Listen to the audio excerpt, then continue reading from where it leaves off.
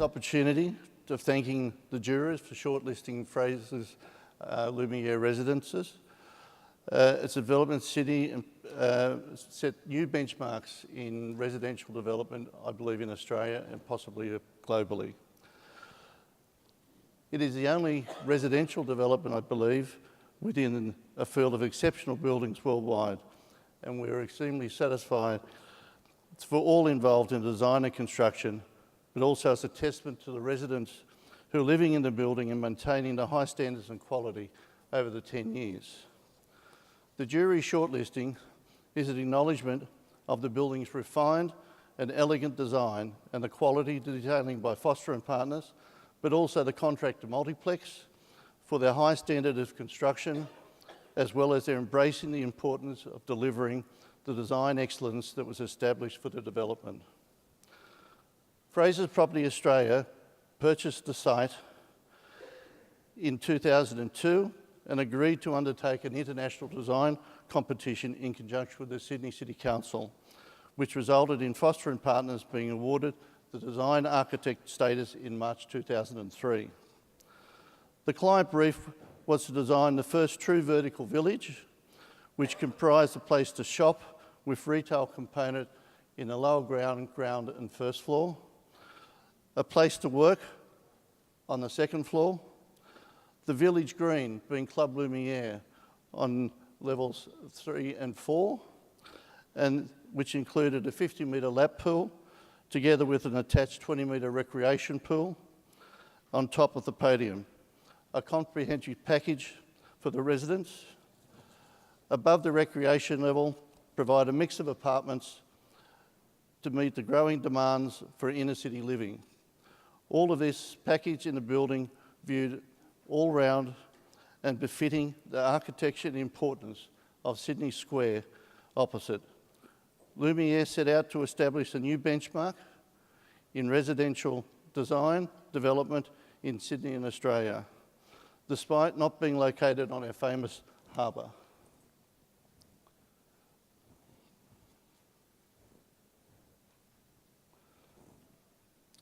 During the Design Excellence Review, the authorities soon come to the conclusion that the proposal tabled by Foster & Partners was the most sophisticated and elegant design, meeting most of their requirements as well as the client's expectations. Their main concern related to the inclusion of open balconies to align with the amenity guidelines set for residential use, and more importantly, the open balcony outcome as a backdrop to the Heritage Town Hall and St Andrew's Cathedral. One of the judges, Honourable Paul Keating, a former Prime Minister of Australia, asked if we change the use from residential to commercial, which was not viable from our development point of view. As a consequence, Foster & Partners put forward an innovative design modification, creating an operable façade enclosing the balconies and aesthetically and cleverly concealing items normally unsightly on residential developments, and with tinted glazing in the lower panel. Hence, the loggia became the building's elegance, the building being presented today. These spaces provide a versatile space used by residents as they balance their busy lives, either creating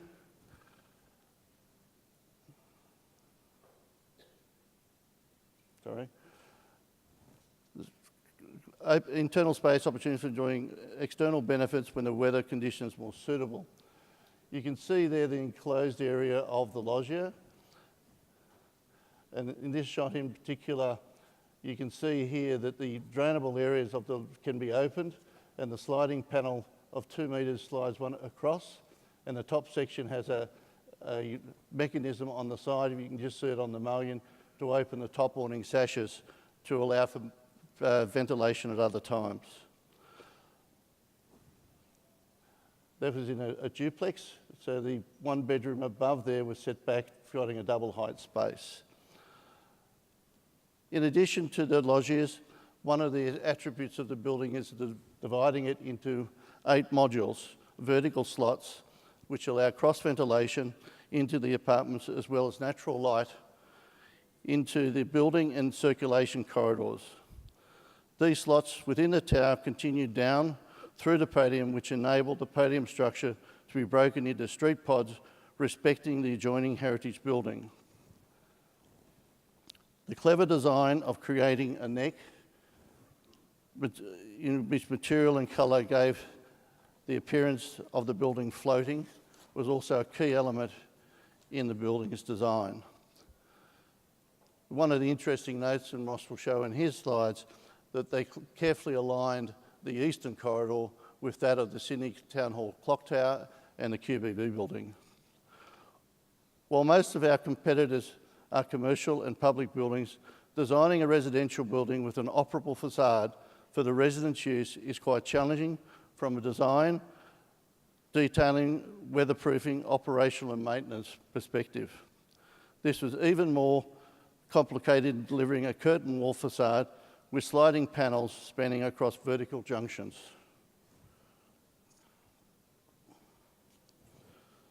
Another interesting yet challenging feature touched on earlier is the 50-metre pool on the third elevated level with a 6 by 3 metre acrylic panel at the northern end, allowing visitors and public to view the users silhouetted against the skyline. This sits above the main entry off Bathurst Street. This also featured a unique water feature, which has become a great contribution to the city's public art and a regular tourist photo shop because of its design against the impressive lobby visible from the street, yet visible to the public, yet serene from the hustle and bustle of a busy city CBD. The other interesting feature is the large transfer columns, which were shown in the earlier slide, projecting through the column, through the pool, and challenging the engineers and architects for waterproofing those areas. The 2,500 square metres of residential amenities, being the village green, over 2 levels, established not only pool, spa, sauna, steam rooms and gym facilities, but a large resident lounge for some 300 square metres where occupants could host parties and simply entertain larger groups outside of their apartments. Included in the amenity space are 2 private cinemas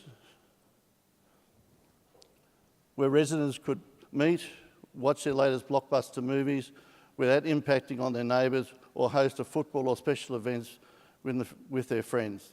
All this with visual connection to the commercial and retail activities below. The tower was broken into 3 distinct levels of finish, commencing at the lobby arrival, where specially illuminated signage gave distinct advantage to quality to those arriving on each floor. The tower was broken into blue, aqua and azure levels, with the 8 penthouses with their own gym occupying the upper levels of azure. The penthouses, forming the visual crown of the building, occupied the top 3 levels with their own internal lifts over their 3 floors. These penthouses enclosed the top roof plant rooms with only a slight change to the south face on the upper 2 levels. This highlights particular the use of the penthouses where people who bought lower down have since bought the penthouses, and one couple you'll see in a video later on who are into their 3rd apartments as their family grows within Lumiere. The building generally has a strong community feel, and the owners are attracted because of the convenience, concierge service, quality of building and level of management, together with the high level of amenities. This is important for inner city living, which has been a very success of Lumiere Residences. Much of the credit must also go to our former CEO, Dr. Stanley Queck, who continually pushed both the designers and the contractor to maintain the high standards of finishes.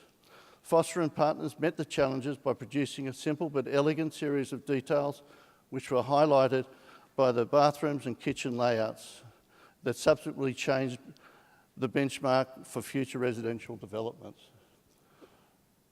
These kitchens become part of the building itself, not just an adjunct to the furniture. The bathrooms, setting the modules that Foster's put forward, did set new benchmarks, and it's continuously copied in a lot of other developments since.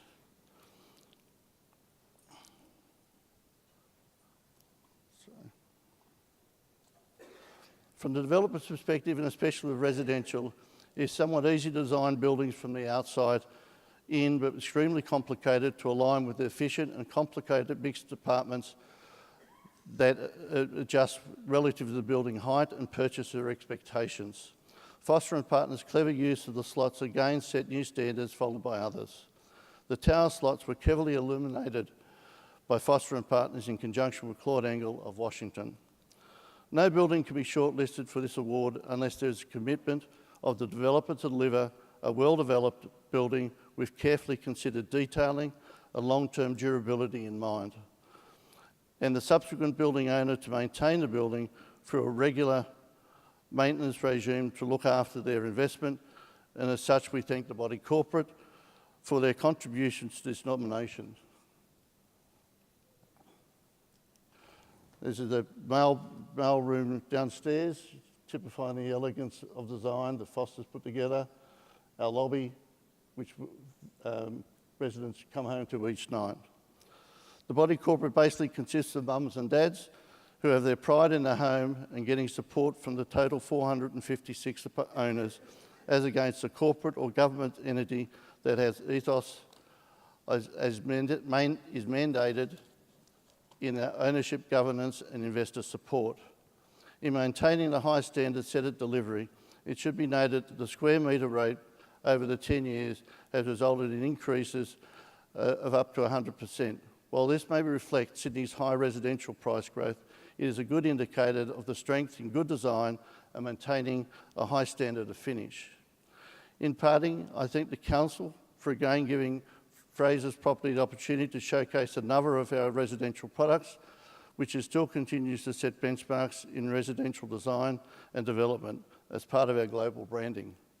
I also like to thank the parties involved in the delivery team and a proud achievement none other than Foster & Partners, PTW Architects, Multiplex, Robert Bird Group and Surface Design. I'll now hand it over to Ross.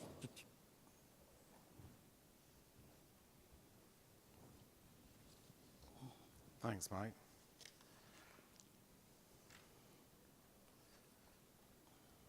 Okay, good afternoon. I'm going to go through some of the points of the design and kind of key concepts. What are the key themes of the building that we think are important? And obviously in 10 minutes it's tricky to do. So I've selected 6 kind of main themes for the design to focus on to kind of try and explain it and the way we approached it as a building.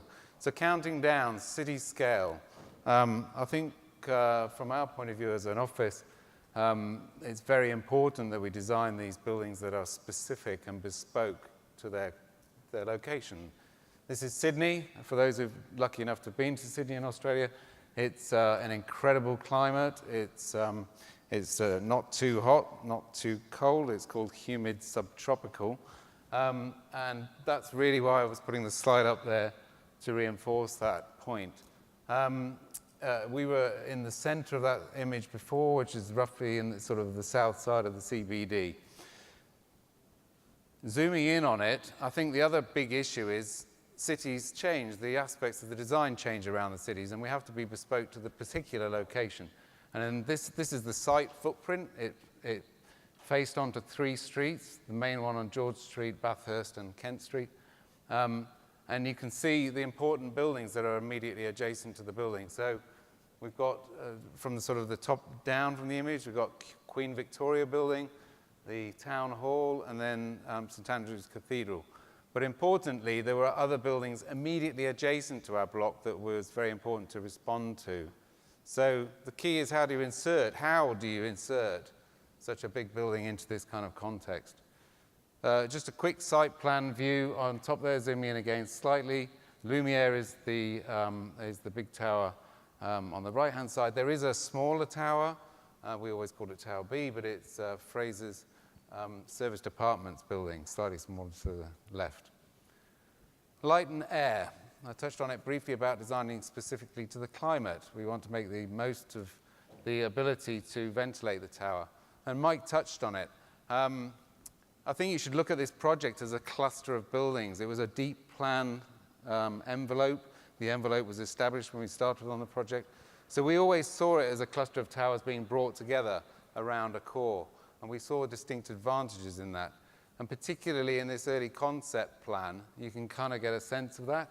So the lifts are in the center of the core, but the main two vertical blue lines are circulation spaces that people go through to get to their apartments. And by having these big slots between the apartments, we were able to get daylight and air, natural ventilation, into those circulation spaces. So this journey, your experience of living in this building is different to, I would say, quite at that time. You know, it was designed 14 years ago, different to what was typical at that time for high-rise living. The obvious advantage was also, with the slots, was genuine cross-ventilation, where you get a vastly improved ventilation through the facade.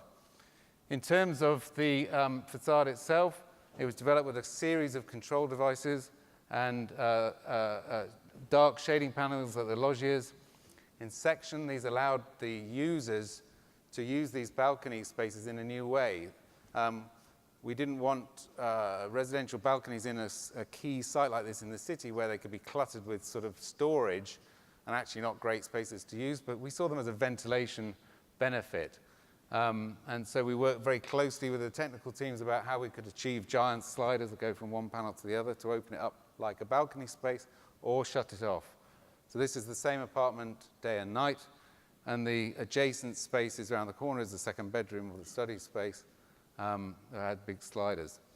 And we focused as a practice very much on those details, developing the details in the facades, which was done with prototypes, because once you've done that, it's repeated, and it's repeated a lot on these kind of big buildings, so we have to get it right.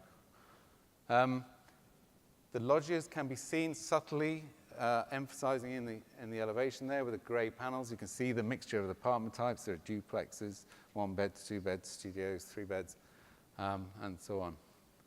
Street context, we were very keen that we had the tower linking down to the street. So we talked about this neck, trying to make the building look like it hovers, and to bring the slots of the building down to the ground and use that as a device to link the sort of street front designs with the tower, but also in proportions and scales with the adjacent buildings. So in this case, Teleska building on the corner of Bathurst and George Street. And again, those who've been familiar with Sydney sandstone, it was literally typically dug out of the foundations, and they then used it to actually build the buildings. And then each street has slightly different look and feel for the historic buildings. So we responded directly to that: scale, proportion, texture, and finishes.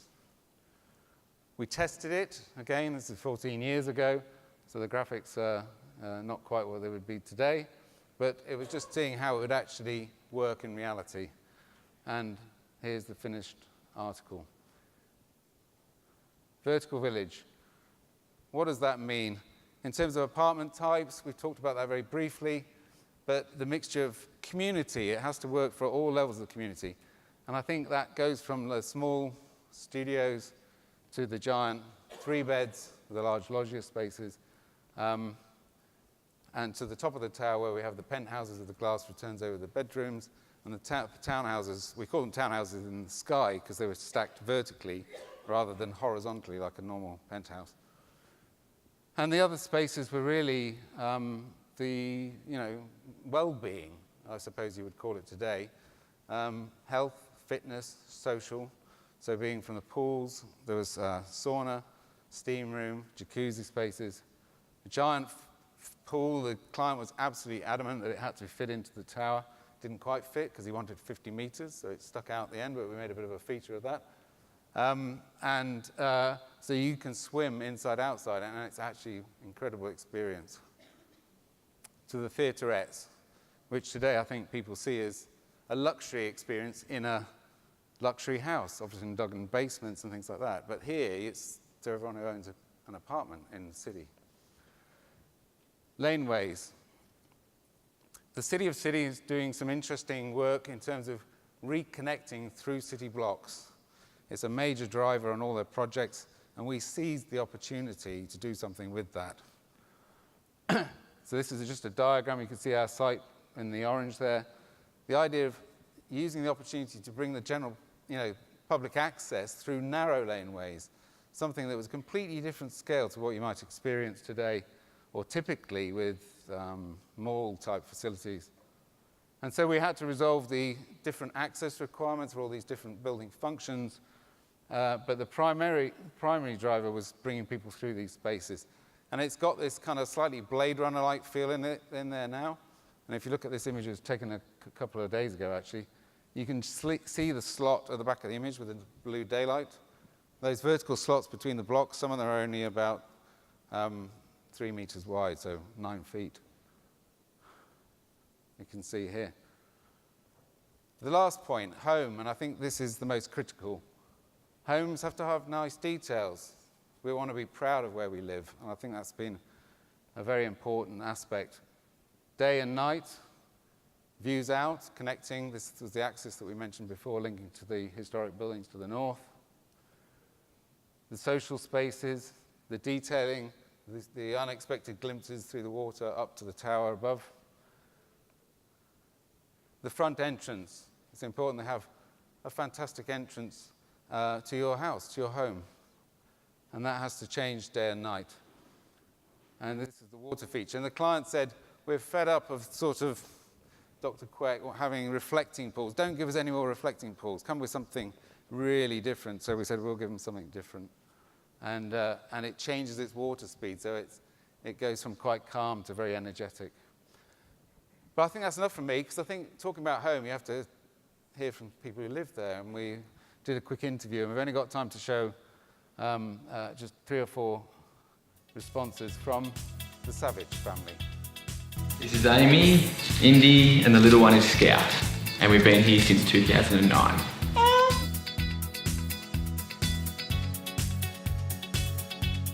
Concierge are amazing and super friendly, and will say hello and goodbye and engage you about your day, which is delightful, because that certainly builds a really wonderful entrance and exit to the building for you every day.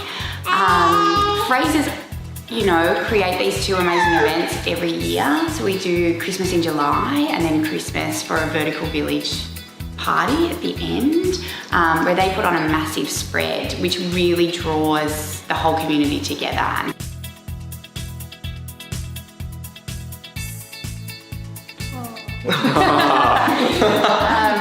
Good girl. Yeah. So we're obviously spoiled with amenities here. And it's really hard to pinpoint one, because on the weekend we decided to have a family theatre-ed experience where we all went down and watched a movie together. I've taught my daughter how to swim in the pool, and she absolutely loves that. We use the gym all the time. So I guess it's really hard to pinpoint one. It's the collection of all of them. I think, my favourite is probably the multi-purpose room though. And it's because there's something quite special about it. We had our engagement party there. We've had all of Indy's 4 birthday parties in the multi-purpose room. You've had a jumping castle for the past 2 years in there. So for us, we're trying to make it into a little bit of a green space. So it really is an extension of our living room. So throughout the year, most of the time we leave the panels open. It's only really in the winter months when it gets cold at night. Before we go to bed, we'll close the windows, and it actually helps insulate the house or the apartment, and keeps the place a lot warmer than what it usually would. Thank you. Thank you.